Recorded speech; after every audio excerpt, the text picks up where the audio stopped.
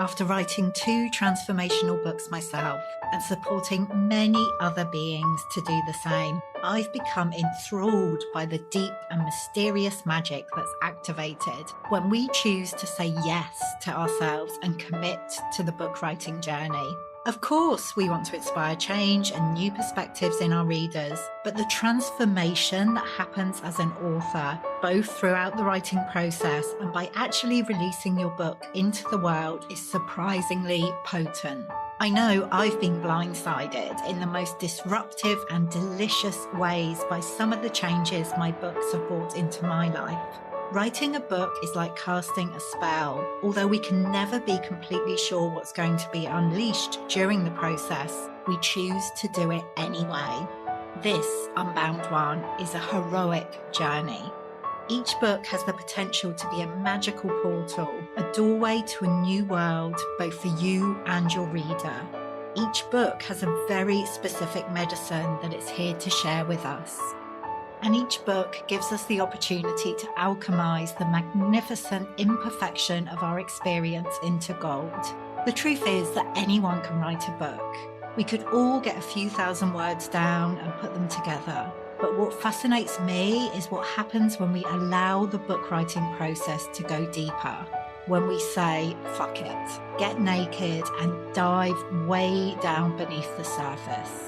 Letting go of the shoulds and any need to be acceptable, sensible, or approved of.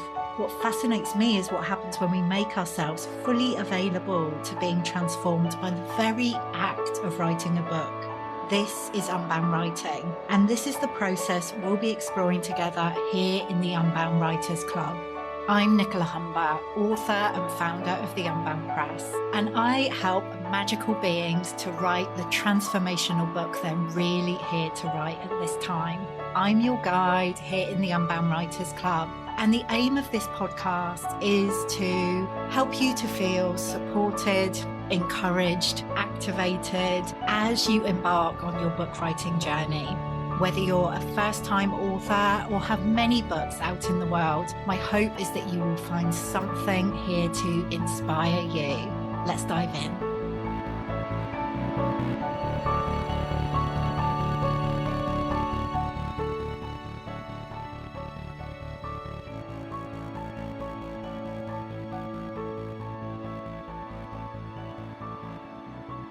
Hello and welcome to another episode of the Unbound Writers Club. Today we are bringing you a recent episode of Unbound Women, which is a quarterly show that goes out live on the Unbound Press Facebook page. And this time we were talking all about mother energy.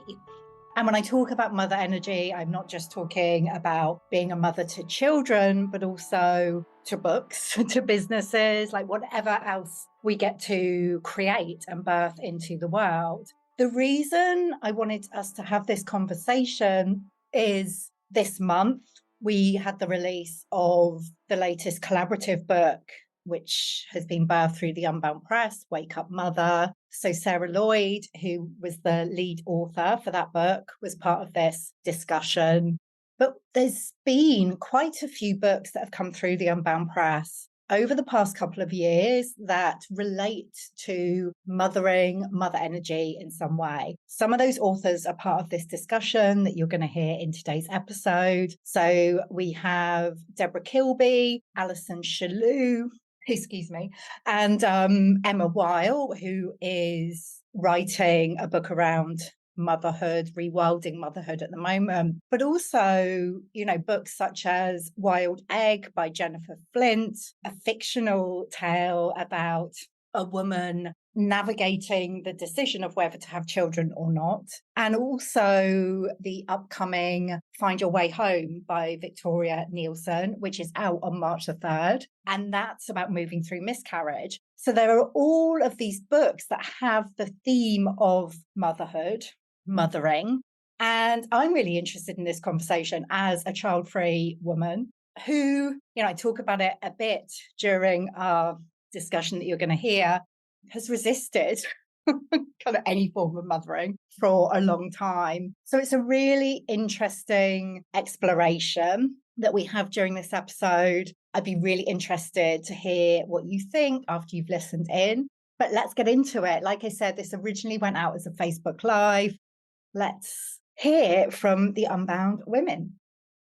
So welcome to this episode of Unbound Women, a quarterly show.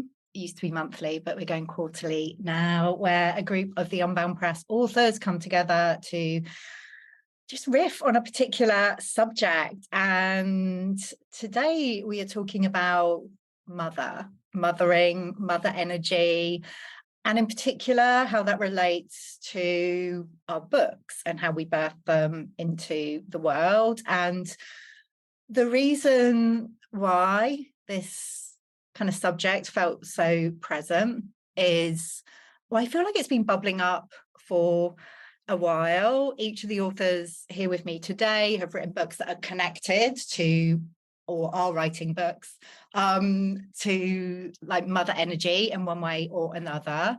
And like I've felt this bubbling up for myself in the way that I hold space for the Unbound Press and my own books. It's felt really present. And this month also we had the release of Wake Up Mother, a collaborative book, which was, well, co-authored book that was curated by Sarah Lloyd, who is with us today. So yeah, today I am joined by Sarah, by Emma Weil, by Alison, Shaloe, and Debra Kilby. For those who don't know me, I'm Nicola. I'm founder of the Unbound Press and author of 3 books myself. But to kick us off, I'm going to just invite each of you to introduce yourself and tell us a little bit about your book or books and how they're connected with this theme of mother. So, Emma, shall I come to you first? I love it. Hello, I'm Emma. I am a mum to one crazy wildling of a thing. I thought I would have more. Turns out that was enough, thanks. And it was through the process of becoming pregnant, becoming a mother, that I kind of found myself in the work that I do now, because I discovered while I was in motherhood that everybody else wanted to tell me how to do stuff, what to do, how to do it, how I should think, be, all of the things. And I was like, okay, like, And it's not like it stopped. It carries on. It carries on. Everyone's always got an opinion about something, everything to do with mothering, motherhood, your child, and all the things. And I was like, I'm actually really quite annoyingly strong, obstinate woman. So I am okay saying no or asking questions and standing up for myself some of the time. What about all the other people who aren't, who don't know it's okay to question and say no and do things their own way, or even that there is a different way? So that's what I do. I help other mums work out who the fudge they are, regardless of what everyone else tells them they should think or be, or who they are, or whatever. And my book, when I have finished writing it, will be about that, rewilding motherhood. So coming back home to who you are and how you want to be doing this thing called life as a woman, as a mother. And while it's not specifically about how you mother, it's because we are mothers, there are certain structures and confines and understandings and judgments of us and how we should be and do everything. So that's what came out of my mouth, Nicola. Amazing. We were laughing then because before we hit record, Emma was like, don't come to me first. So I just had to, sorry, it was in my head then. Sarah, do you want to go next? Okay. I know I'm being quite directive today. Maybe that's my mothering style. It's just telling me what to do. So it's fun it is quite a good connection though to, I guess, because Emma and Debra were also part of and she's part of Wake Up Mother.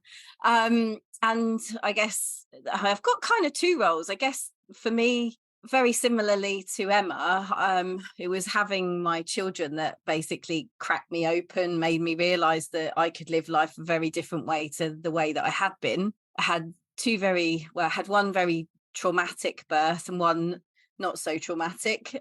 So I have 2 children, but also I treat my business like a baby as well. It's quite demanding at times, and and also sort of working in public relations, you're almost mothering your clients as well, because a lot of the things that, a lot of the clients that come to me or I work with are looking to share their stories, but it's almost like they need permission to do so. And I think what I'm finding is I'm getting clients that are coming to me that are kind of, oh, is it all right to say this? And should I say this? And should I step out and be in my power? Should I share my light? And I guess what I do as a mother in that guise, I'm kind of hold their space and hold their hand until they feel okay to be, ride their metaphorical bike on their own, if you like. I'm kind of the stabilizers, but also then I have my own 2 children. And then I've created this Wake Up Mother community that's just kind of running away with itself at the moment. But I think it's so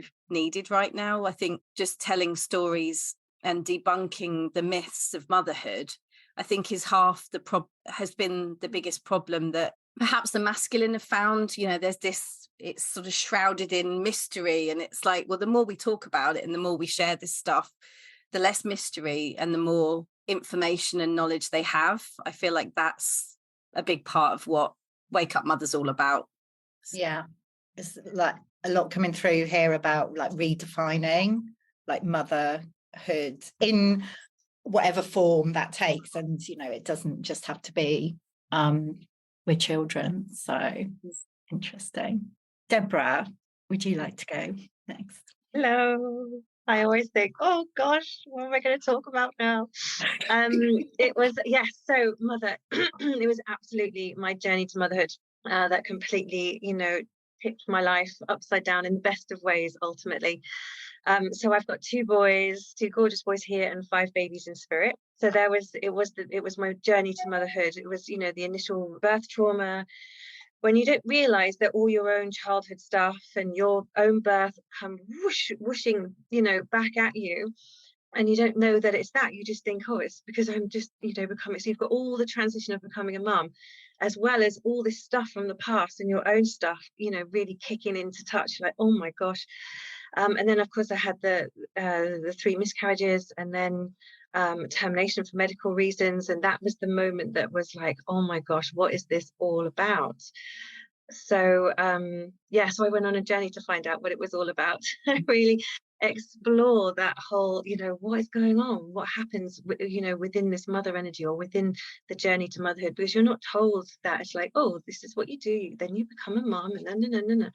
And it's, and it is debunking those myths of these, these are massive journeys, whether you have a journey like mine, which involve loss, or it might be your own mother, your own experience with your own mother that comes kind of, battling up to you. And it's what Emma was talking about, is those, we're parenting in the way that we've learned or been told, and people are telling us. But actually, you want to find your own way. And some people say, oh, I don't want to be this kind of mum because my mum was like that. But you're still on that. It's still the same energy.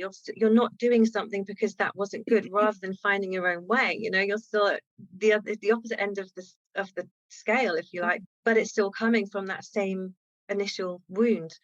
So to find your own way within it is that's where I feel like we're at. It's like, okay, who am I within this experience? And it's going to be very different for everyone. So my book came about when because I went on this journey, and I've got then my other son arrived, and I've met him before he arrived, and I was like, oh, babies are around before they arrive. So that was a big part of my journey, and my book came about because I really wanted women to, because you feel so alone, you can feel so isolated, especially when things aren't going as you wish, that you can you can forget yourself. And I've just forgotten what I was talking about there, but it was more so it was so you're not alone on this journey.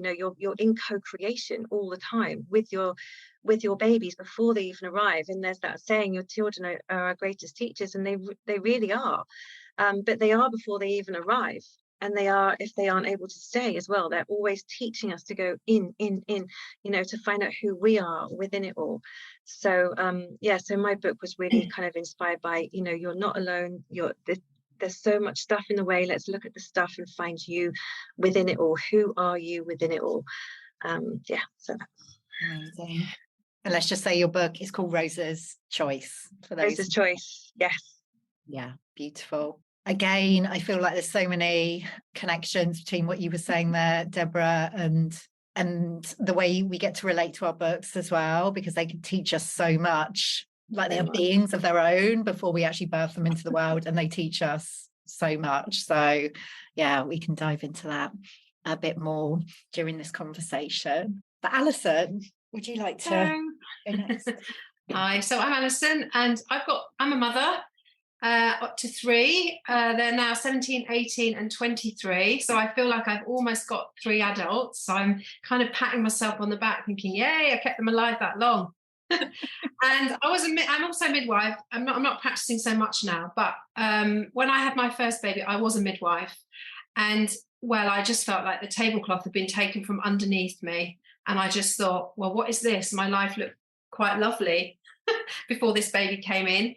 And now I've got to put all the pieces back together again. And as a midwife, I was so shocked at the emotion. That was the thing I wasn't prepared for, because I'd worked with hundreds of women, thousands of women by then, and I just couldn't quite believe of just how much this took.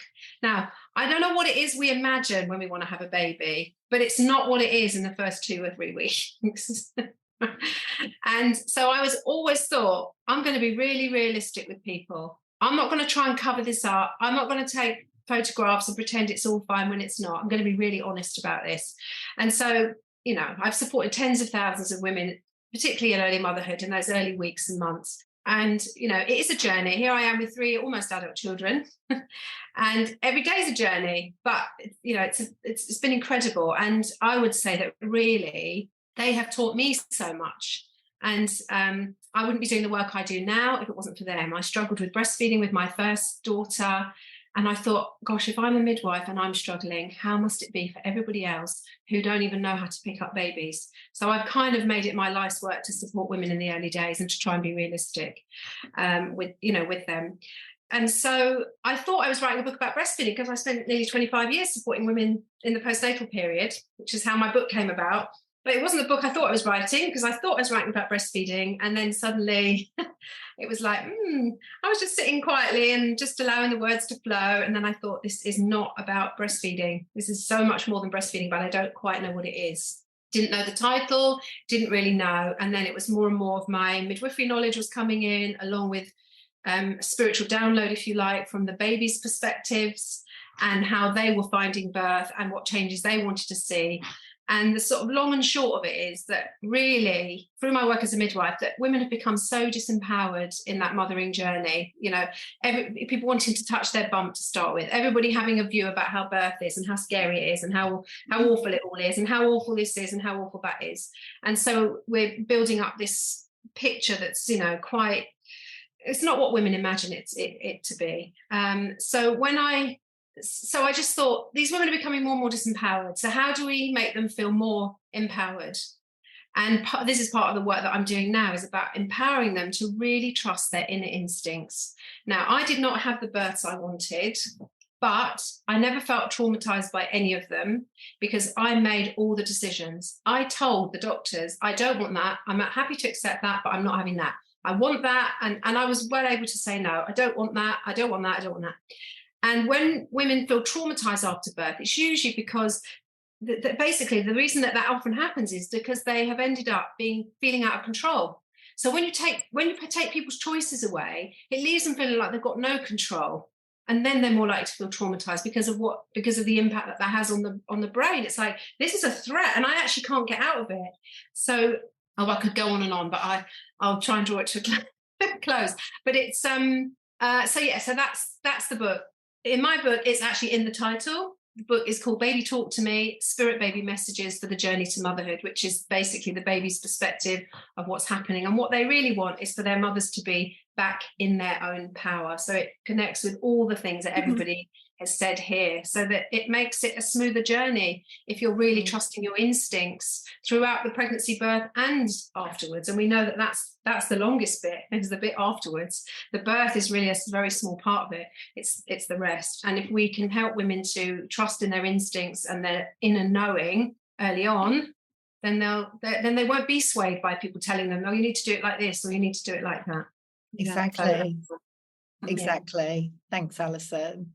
And I feel like that's part of why I wanted to have this conversation, because, you know, the same thing applies whether you're giving birth to a baby or a book or a business or whatever it is. There are so many preconceived ideas. And certainly, you know, in my experience around the book writing process of like, oh, you need to do it like this, you should do it like that. And you're like encouraged to completely disconnect from your own inherent knowing about how you create and what feels good. So I just feel this whole process is one of unbinding ourselves from all of these like rigid expectations about how we get to give birth to whatever it is. And, you know, I'm not a mother to children, and I thought I never wanted children. That's what I thought. And I was having a conversation with my sister the other day, and she was like, no, you went through a phase when you're about 30 when you really wanted to have children. And I've totally forgotten that. So I don't know what's going on there. It's probably some deeper psychological issue where I've blocked that out. But yeah, I feel like and Sarah, we had this conversation recently for the radio show, Mother Speaks radio show, but I feel like I resisted the whole like mother piece for years. I was like in Maiden and then wanted to jump straight to kind of Enchantress, Crone, didn't want to do the mother piece. And it's really the Unbound Press, I would say, and my books, but certainly the Unbound Press, which have kind of forced me to be more in my mother, you know, like kind of dragged me kicking and screaming to this place. I feel you say that, and I'm just sitting here thinking, well, you know what? I feel like I was the reverse. It was almost like I wanted to stay in my Maiden. I didn't want to be. I was dragged kicking and screaming into it. But I feel like that's where we've lost. I think when you guys were all talking, sorry, I'm jumping in, but like I think the trauma comes when we give our power away, and we've never been taught to own our power and stay true to our power. And then there's also this whole co-creation piece where when you're actually being nurtured and supported, like you were talking about, Alison, and, you know, like you do, Nicola, with the books and, you know, all of that nurturing, that's when we feel safe, when we move into that rite of passage. And I think that's what society in general, in corporate, if your baby is a business or whatever, it's that rite of passage. You need to be in co-creation with someone who's going to support you and nurture you and make sure you're in your power as well, like not trying to steal that power. I think that's the big thing for me. It's like, oh, I wish someone had told me that. And I guess we're all sitting here going, well, now we've kind of moved through our own journeys, now we can start to help those, like, you know, you know, co-create, stay in their power, stay in their sovereignty. And, you know, when people used to sit there and say, well, you know, inside you have all the information. And it's like, but the thing is, I had to do a lot of work to get there. It's kind of, I feel like all of our books are kind of shortcuts, maybe. I don't know. I wouldn't call them shortcuts. No. No, mine was 5 years. It's interesting what you said there, Sarah, because you think about the rites of passage, and that's what we've lost. We've forgotten that honouring of the first period. You know, so much damage is done at the first period, you know, and that body shaming can start really early on. And then you just see that throughout the whole life. So it's like we've got to go back to those rites of passage, the rites of passage into motherhood, the rites of passage from motherhood into menopause, the rites of passage, you know, the rites of passage of writing a book, you know, creating a book. It's a rite of passage, and we're not honouring the rites of passages. Yeah. We don't really honour anything anymore. That's why we're just rushing through it all. We don't stop. The next thing. Anything. Yeah, and even with our kids. Yeah, exactly. And the thing, what you were saying about power, because I was just thinking, if you actually think about how the world sees power, it's the opposite to how if you just imagine mother energy, the two aren't congruent in our world. Like power is someone in a suit, like do the, and mother is soft and gentle and nurturing and whatever to that. Like there is a real kind of soft power in that, but the world doesn't know that and thinks of power as something different and separate, as outside of that, and that you're not allowed to have both. Well, we wouldn't So there's exist if we kind didn't of- have a mother, you know. Well, That's, exactly. that's what we've lost, that whole Yeah. Power, yeah, like you say, it's so misunderstood, because power is peace. Because when you're in your power, you've got nothing to prove. It doesn't matter. It doesn't matter if someone says something or that you don't agree with them, because you're not going to get triggered by it, or you're not going to get defensive, because it just is like, it's not my truth. So you're at peace with yourself. You've got nothing to prove. You don't need to fight for your opinion to be right. You're just holding space for, you know, yourself and anyone else who's kind of around you. And that's when you can help, when you're in your power, then you can help lift others into their sense of self as well, and their peace with themselves. I think underneath it all is being safe. And being safe starts in the womb. Like it really does. It starts before that, because we're bringing in a whole lot of stuff, let's face it, ancestral and past lives. But in this lifetime, it starts in the womb. Do you feel safe in the womb? Do you feel safe at birth? So, you know, Alison and I often talk, well, if we change the way we conceive, so our babies are feeling welcomed because we've connected with them before they've arrived, so they feel heard and seen before they're even here. And then when they're birthed, they, you know, it's just feeling safe. Like so many of our issues is around not feeling safe, and that goes with our books, not feeling safe to share our voice, not feeling safe to launch into our business, it's like the foundation is feeling safe. And I think the foundation of that is, if the mother feels safe, then the baby feels safe, and if the baby feels safe, then they're going to be safe in the world to fly and do what they want. So like creating safety from the outset is really key, I feel. So how can we do that during the birthing?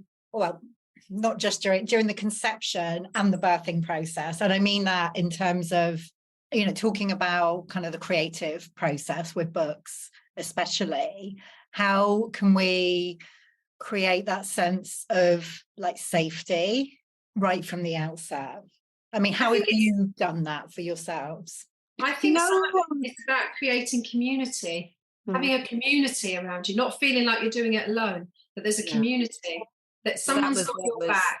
Yeah, that was what was so amazing about Wake Up Mother, and the fact that, you know, we wrote the book in circle, essentially. We would meet and there was a lot of things that we were shifting. Not of it, all of it made it into the book, because we were having these really deep and juicy conversations. But I think those conversations needed to come up to be shifted so we could write what needed to be shared. So I do feel like there's that element, and I know you do this, Nicola, anyway, in the writing mastermind, but I feel like having someone to hold the space and clear some of the gunk out so the actual message comes through, that in the creative process, that's absolutely key, I think. And also, you know, I did something that I would never thought I would do, and we talked about this on Mother Speaks the other day, was I took myself off for a retreat for a couple of, like, it's unheard for me. In the old guys, it would have been like, keep working right up to the end, and it's like, no, I'm gonna step out and I'm gonna mother myself.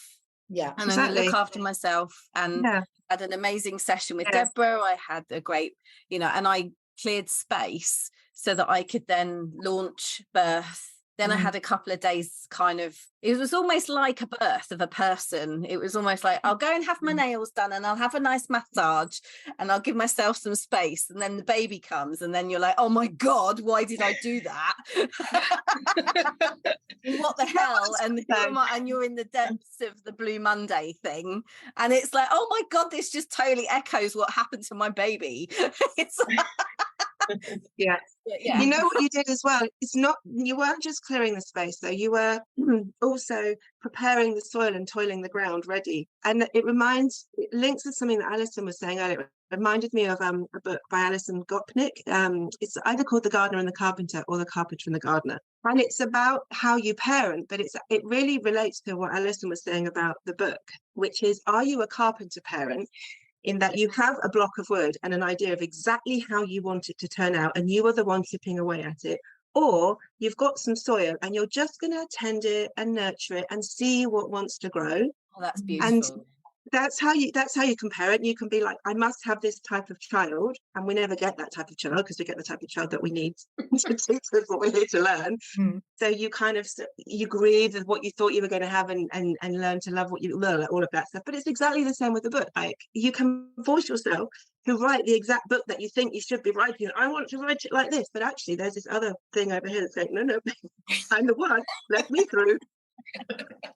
So it kind of it all ties in, I think. Definitely. I remember having such a tantrum, and I couldn't sleep all night. Like, the tantrum pretty much lasted all night. Luckily, I'd taken myself off to write, so I wasn't home like having a tantrum in front of anyone. I had this message come through, and it was around IVF actually, and I was like, I am not writing this. I am not sharing this. It's going to upset people. It's going to just like this isn't the book I thought I was writing. This nice fluffy, everything's going to be okay book. I just had a total and utter tantrum. This isn't the book I thought I was writing. But I absolutely do remember Nicola holding space, like, is it any good? Is that okay to say? And it's that reassurance of that mothering energy as well, that, when you are in that space of tantrum or fear, or is that, you do that so beautifully, thank goodness. Yeah, because I'm sure a lot of these books, well, they'd get birth eventually, but it would be a lot more painful, I think, if you weren't holding that space, Nicola, for sure. I'm just laughing because I had a tantrum last week. Like a week later after the book's born. Yeah, but this is the thing. It's really important. I feel like this conversation around like the actual birthing process is really important, because there's this expectation that like you release your book and put it out there into the world and it feels amazing, and then you're on to the next thing. It's like, there's no kind of impact afterwards on the actual author. And there are, and it can feel, I've had conversations with authors that are like, actually, like on the release date or around the release date, like I feel terrible. Like, this is not what I expected. Like, like all kinds of stuff can come up. And this is for, days, weeks, even months afterwards. It's really important to, like we've been talking about, honor that process and to allow space for whatever wants to come up once we have given birth to our books, our creations, rather than that expectation, I just ping back to normal and just get on with my life. Play book body back. There is, I definitely felt it. I felt it with both my books, the crash after. And it's almost like there's this reluctance to promote yourself. There's a reluctance, like there's a big like, oh, it's really, really high and everything's great. And we're, bestseller on Amazon or whatever it is, wherever you've got to with the book, and it's out. And then all of a sudden it's this big like, shoom, like, I'm done with it now. I don't even want to look at it. I'm not interested in talking about it. You sort of have this real anti thing, and then you kind of get back into balance and you have this, oh yeah, I've got a real love, I really like it again now. It's yeah, that Carpenter thing, maybe. I don't know. Yeah.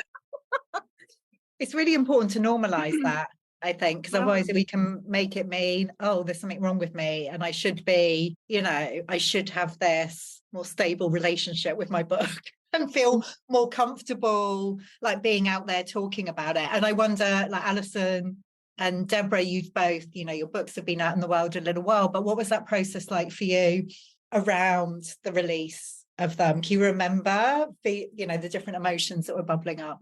Well, for me, it was a lot of fear, because I was terrified about being a midwife and bringing out this book and what people would say, and I'd have such bad press, and my reputation would be destroyed, and the Nursing Midwifery Council would have me off, and thinking that was something wrong with me. So for me, it was a lot of fear. And now to be on the other side of the launch is like, what the fuck were you worried about?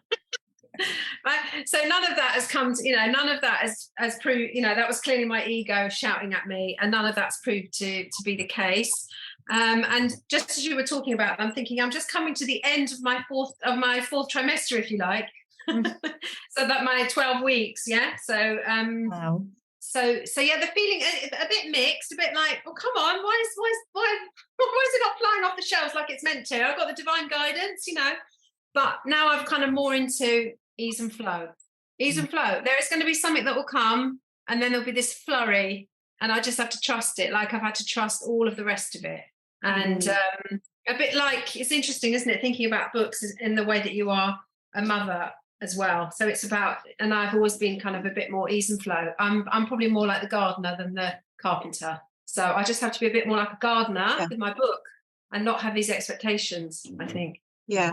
I'm just having a conversation this morning with my husband. This is not Debra now talking about how she feels about that. But anyway. Emma's just barged away in. Yeah, here I am. I'm not out there yet. So let me talk about something else.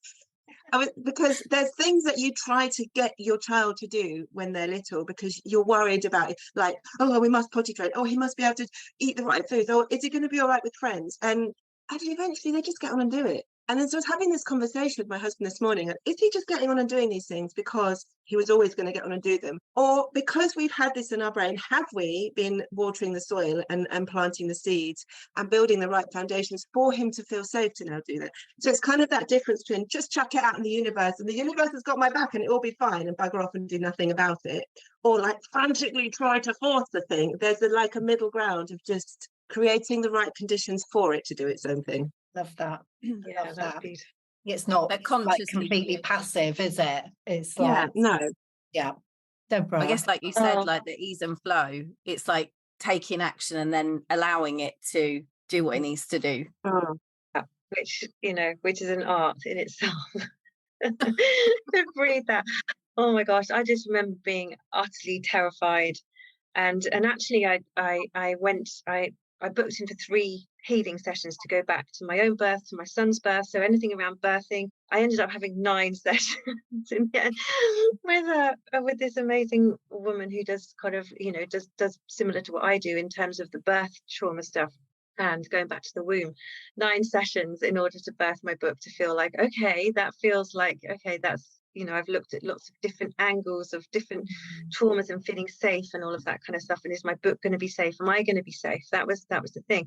I really went back into that pattern of, it's no big deal, and into hiding and not owning or not, not honoring myself or owning what I'd done. It's like, I just kind of really hid it and, dampened it down really.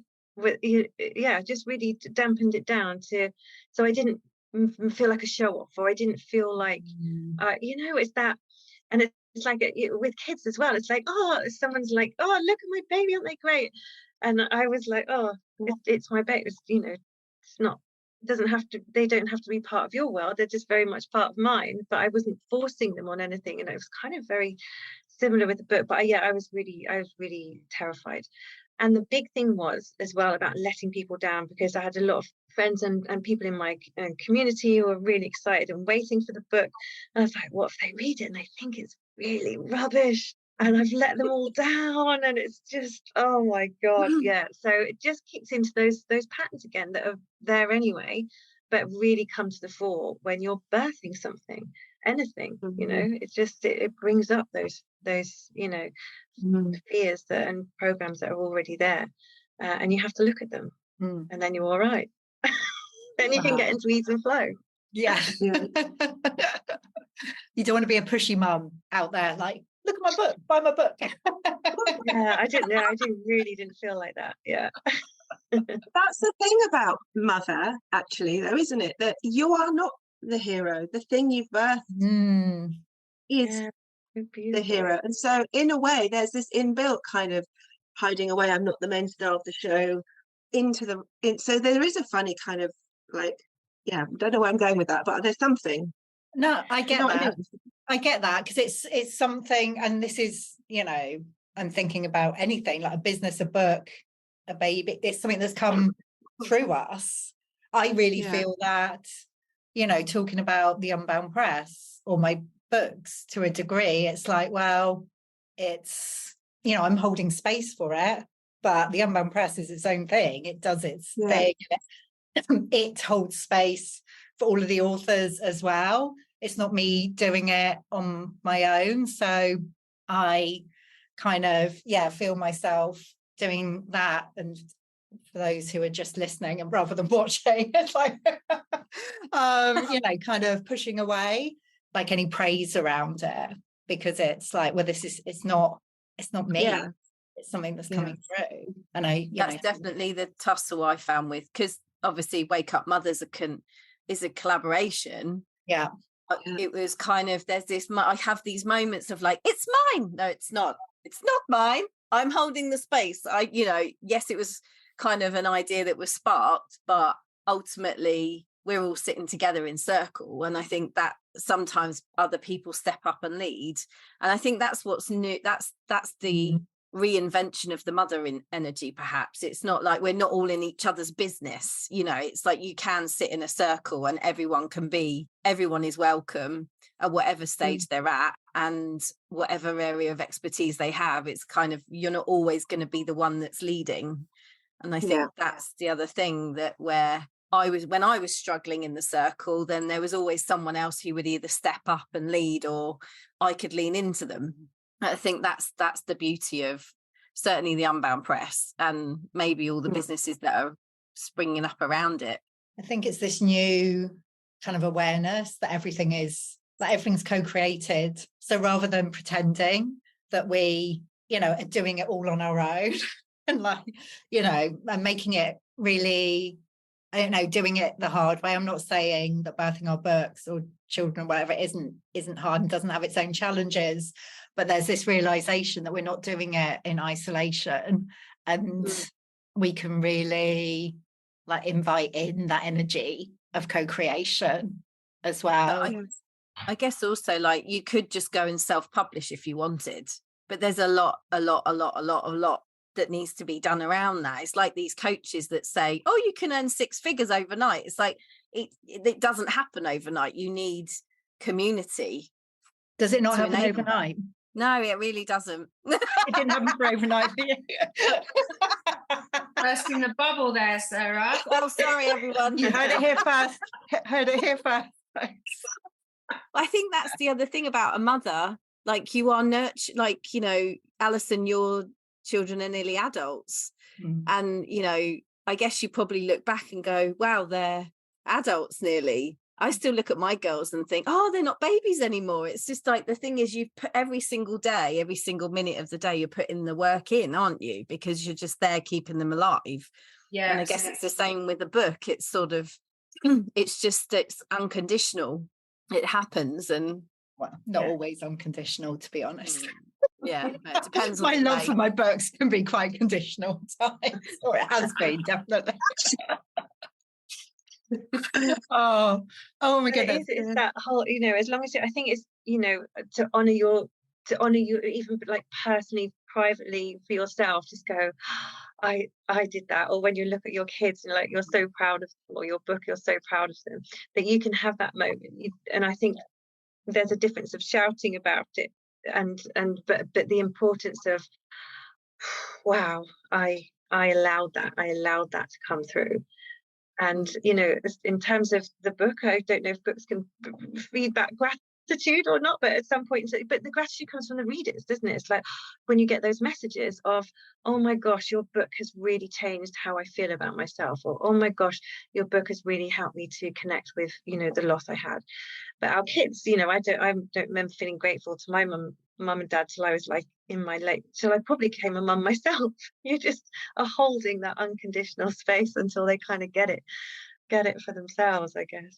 Do you guys ever read your books back? Because that's another thing that's the gift that I found, in that I wrote my first book 3 years ago, and it still keeps giving me new stuff. I was like, who wrote that? And I think that's the joy that children bring, because you realize that you've put the work in, and then all of a sudden they turn around and say thank you and give you a hug, and you're like, oh my god, my work here is done. It's a bit like that with books. I read them and I get new gifts every time. I don't know if that makes any sense. Yeah, it does. I do that with my own writing, even if my book is not out there yet. But my own writing that I've written in the past, I'm reading oh, this is really good. Who said this? Oh, I said it. Really? I didn't know that, but apparently I did, because I wrote it. It's so true, isn't it? When you think, when you can't recognize your own writing because you were just in that flow of or zone of whatever you were in, and when you're looking at it through different eyes, like you're not in the zone, and it's like, wow, that's brilliant. I'll do that. How did I do that? Go us. Oh, wonderful. So many, that sparked off so much for me, this conversation around like the mother energy and how we create in all the different ways, and like how it feels like there's a really huge invitation right now for us to be creating differently from all the ways that we've been told that we should. So I feel like this will be an ongoing conversation. But for now, as we close, can you let us know, each one of you, how people can connect with you if they want to find out more about you and your work? So we'll go in the same order. So I'll come to Emma first. Okay. So I am Courage and Chamomile on Facebook and Instagram. So just at Courage and Chamomile is me. Thank you. Sarah. Oh yeah.